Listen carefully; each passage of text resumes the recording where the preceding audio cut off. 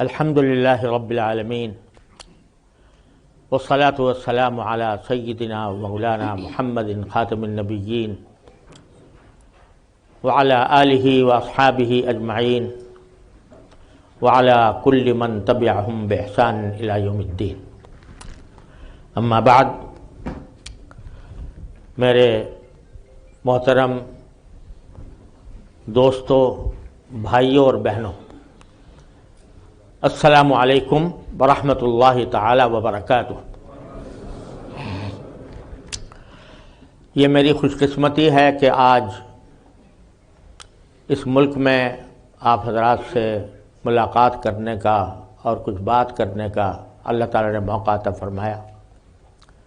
میں خاص طور پر شیخ سعید مقدمی حفظہ اللہ تعالی کا شکر گزار ہوں کہ انہوں نے مجھے یہ موقع فراہم کیا.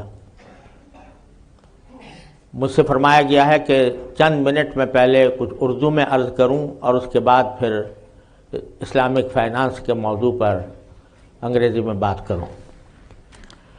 تو میں اپنے بھائیوں سے یہ عرض کرنا چاہتا ہوں کہ سب سے پہلے تو میں آپ کو مبارکباد دیتا ہوں کہ آپ حضرات اس ملک میں الحمدللہ اپنے دینی تشخص کو اور دینی پہچان کو آپ نے اپنے برقرار رکھا ہوا ہے.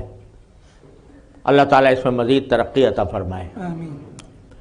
میں اس مختصر وقت میں صرف ایک بات آپ حضرات کی خدمت میں عرض کرنا چاہتا ہوں، اور وہ یہ کہ بے شک آپ حضرات مبارکباد کے مستحق ہیں کہ آپ نے یہاں رہتے ہوئے اپنے دین کو برقرار رکھا، اپنے شعائر کو برقرار رکھا.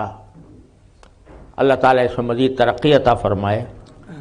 لیکن جو سب سے بڑا مسئلہ ان ممالک میں ہے وہ اپنی اولاد اور آنے والی نسلوں کا ہے کہ اس کی فکر اگر آج ہمارے اندر نہیں ہوگی تو ہم آئندہ اپنی نسلوں کا تحفظ نہیں کر سکیں گے. قرآن کریم کا ارشاد ہے، یا ایھا الذین آمنوا قوا انفسکم واہلیکم نارا.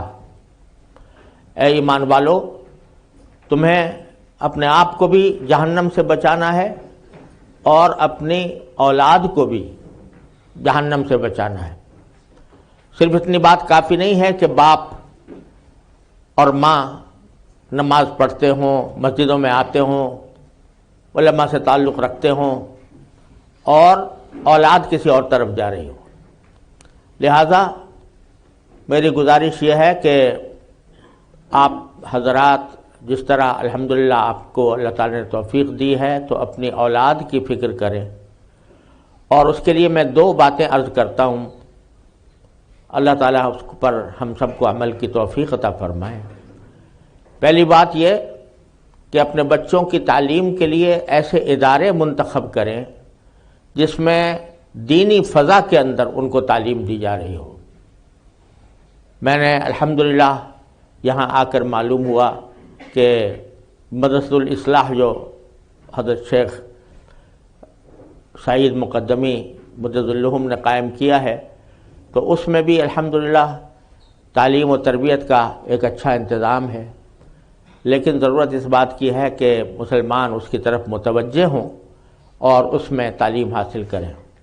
مجھے یہ بھی بتایا گیا ہے کہ متعدد اسلامی اسکول یہاں پر قائم ہیں بچوں کی تعلیم و تربیت کے لیے. تو میں یہ گزارش کرتا ہوں کہ اپنے بچوں کو وہاں پر بھیجنے اور ان کی تعلیم و تربیت کا اہتمام کرنے کی ضرورت ہے. ہر مسلمان کو اس سے فائدہ اٹھانا چاہیے. دوسری بات یہ کہ میں یہ گزارش کرتا ہوں کہ اپنے بچوں کو، اپنی اولاد کو کچھ وقت دیجیے. 24 گھنٹوں میں سے کچھ وقت اپنی اولاد کے لیے منتخب کر کے رکھیں. مثلا رات کو سب جمع ہوں تو اس وقت کوئی دینی مذاکرہ ہو، کوئی دینی کتاب پڑھی جائے، کوئی معلومات دینی فراہم کیے جائیں. انبیاء کرام علیہ السلام کے واقعات، صحابہ کرام کے واقعات یہ ان کے سامنے پڑھے جائیں اور ان کو رفتہ رفتہ دینی معلومات سے آگاہ کیا جاتا رہے. یہ کام اگر روزانہ کی بنیاد پر ہو اور اس کے بعد اللہ تبارک و تعالیٰ سے دعا کریں کہ اللہ ہم آپ کے دین پر چلنا چاہتے ہیں، ہم اپنی اولاد کو اپنے دین پر قائم رکھنا چاہتے ہیں، تو اللہ تعالیٰ ضرور اس دعا کو قبول فرمائیں گے اور انشاءاللہ ہماری آئندہ نسلوں کا تحفظ ہو سکے گا۔ لمبی چوڑی تقریر کا موقع نہیں ہے، اور دین کی بات کسی لمبی چوڑی تقریر کی محتاج بھی نہیں ہوتی۔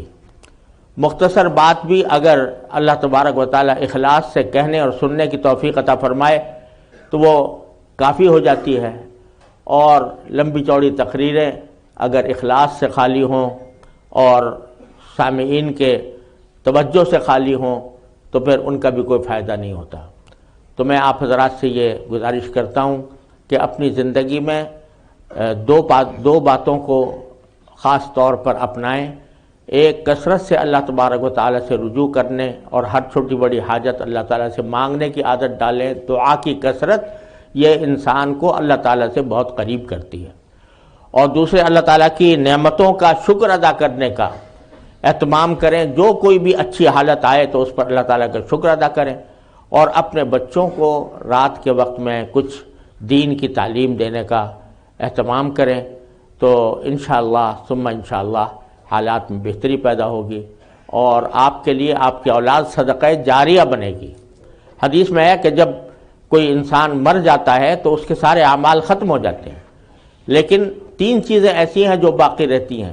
ایک یہ کہ اس نے کوئی علم کی بات چھوڑی ہو جس سے لوگ فائدہ اٹھاتے ہوں، اور دوسرے کوئی صدقہ جاریہ ہو، یا ایسی اولاد چھوڑ کر جائے جو اس کے حق میں دعا کرتی ہو۔ تو یہ اولاد کا حق میں دعا کرنا اور ان کو نیک بنانا، یہ ایک بہت بڑا صدقہ جاریہ ہے جس کا انشاءاللہ اجر و ثواب مسلسل ملتا رہے گا۔